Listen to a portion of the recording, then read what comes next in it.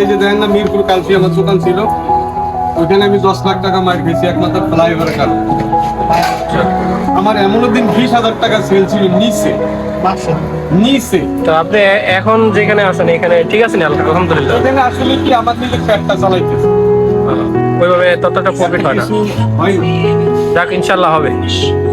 মাছ আছে, অক্টোপাস আছে, কাঁকড়া আছে, টোনা আছে, স্কুইড আছে, ইলিশ আছে, যা আছে কি বললাম সব ধরনের মাছ আছে আমার কাছে।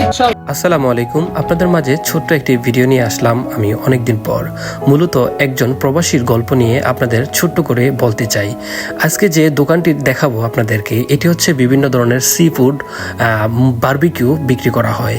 এই দোকানটিতে আপনি সব ধরনের সামুদ্রিক মাছ, সামুদ্রিক অক্টোপাস, কাঁকড়া, সব ধরনের মাছ পেয়ে যাবেন। দোকানটি অনেকটা অগোছালো হলেও কি এর ভিতরে অনেক ধরনের জিনিস পাওয়া যায়। মূলত উনি হচ্ছে একজন প্রবাসী, তো প্রবাস ফেরত এসে উনি ঢাকাতে বিজনেস করত। বিজনেস করার আগ মুহূর্তে উনি হচ্ছে ওনার ফ্লাইওভারের কারণে ওনার দোকানটিতে উনি লস খায়।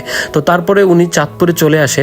ওনার পরিবার নিয়ে উনি মূলত পিছনেই থাকেন। তো পিছনের সামনের এই ছোট্ট দোকানটিতে উনি ওনার যে কর্মজীবনে শিখেছিলেন যে বারবিকিউ, সেই বারবিকিউগুলো এখন এই বয়সে উনি করে মানুষকে পরিবেশন করান। মূলত এটাই হচ্ছে ওনার সেই কাহিনী। উনি এই বয়সে এসেও যে এত সুন্দর বা এত মজাদার বারবিকিউ টেস্ট আনতে পারেন, আমরা আগে প্রথমে বিশ্বাস করতে পারিনি।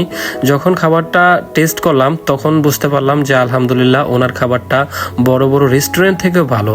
ভিআইপি রেস্টুরেন্টে হয়তো অনেক দামি বা অনেক সাজালো বা গোছালো, কিন্তু ওনার রেস্টুরেন্টটাও ততটা গোছালো না।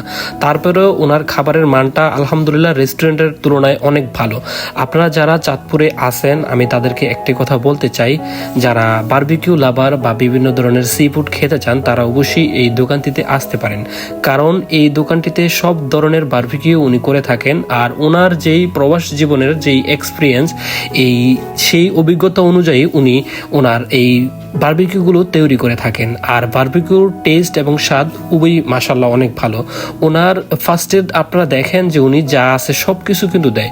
ভিআইপি রেস্টুরেন্টে যেই জিনিসগুলো দেয় বা যেই মশলাগুলো ইউজ করা হয়, তিনিও সেম প্রসেসিং সেমভাবেই আর কি পরিবেশন করেন। কিন্তু ওনার দোকানটা দেখা যায় মূলত যে একটা ছোট্ট একটা রুটির দোকান বা চায়ের দোকানের মতো, কিন্তু ওই দোকানটার ভিতরেই হচ্ছে বিভিন্ন ধরনের আইটেম আপনারা পেয়ে যাবেন। আর যারা চাঁদপুরে আছেন অবশ্যই এখানে যেতে পারেন, কারণ কাকা এই বয়সে এসে নিজের ফ্যামিলিটা বা পরিবারটাকে চালানোর জন্য উনি এখনো কর্মজীবনে আছেন। আর যতদিন পর্যন্ত আছেন ইনশাল্লাহ উনি থাকবেন। তারপরেও আমরা যারা আছি তারা অবশ্যই তাকে সহযোগিতা করার জন্য অবশ্যই তার রেস্টুরেন্টে যাবো ইনশাল্লাহ। একবার বা দুইবার যে আপনারা দেখতে পারেন যে তার খাবারের টেস্ট কেমন। মাশাআল্লাহ খাবারের দাম এবং মান অনুযায়ী অনেক ভালো। আপনারা দাম এবং মানে খুবই ভালো। আমি আপনাদের ছোট্ট একটা অনেস্ট রিভিউ দিচ্ছি এখন, আপনারা অবশ্যই দেখতে থাকুন। ওনাদের খাবারের যেই দেখেন, আপনারা যে রেস্টুরেন্টে যেরকম হয়ে থাকে ঠিক এরকম। হামজা কেমন হয়েছে সত্যি করে বলবা? আলহামদুলিল্লাহ ভালো, বেস্ট। লোকেশনটা কই? লোকেশন থেকে জেল থেকে একটু আগে, বাবুরাটা পড়ে মাঝামাঝি। টেস্ট কেমন? টেস্ট কেমন? অনেক ভালো, আমি আগে জানি, আমি আর আগে আছি। আর কেমন টেস্ট কেমন? আলহামদুলিল্লাহ মোটামুটি। টেস্ট কেমন?